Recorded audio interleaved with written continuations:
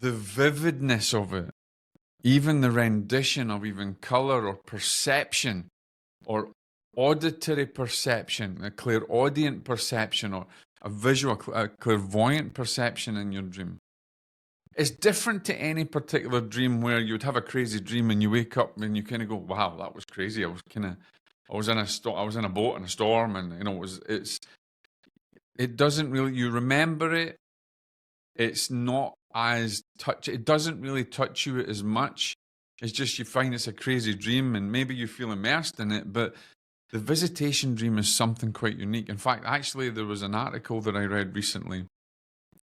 I can't actually remember the name, but he was I think Patrick, Dr. Patrick.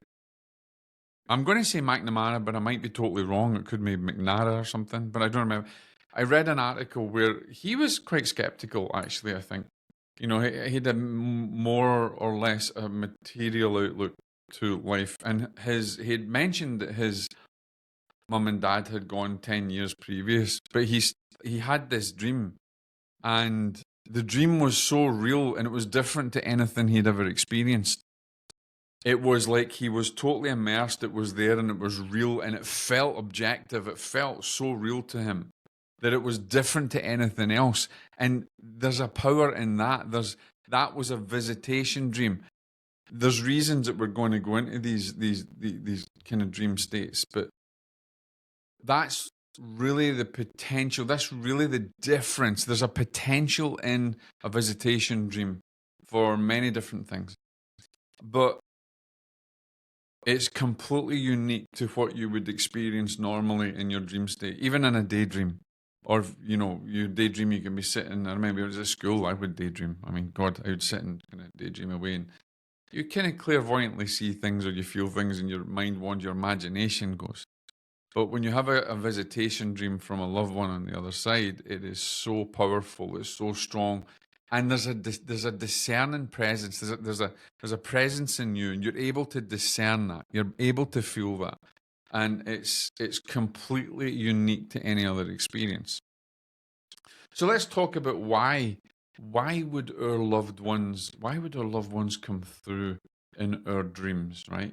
Because we've made it, you know, we've talked a little bit about the difference of it. It's so vivid, it's so real, it feels like you're there.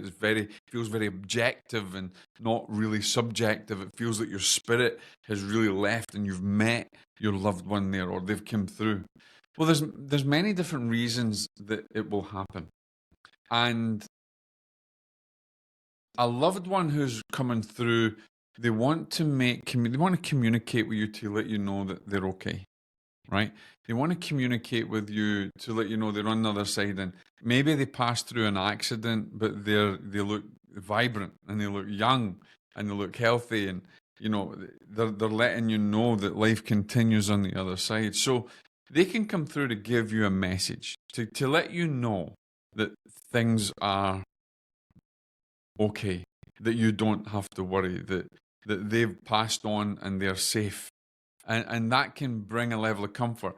Now, you've heard me many, many, many times, ladies and gentlemen, I have said that you cannot heal from grief. But there is a healing aspect to your dream state when you actually have these visitations.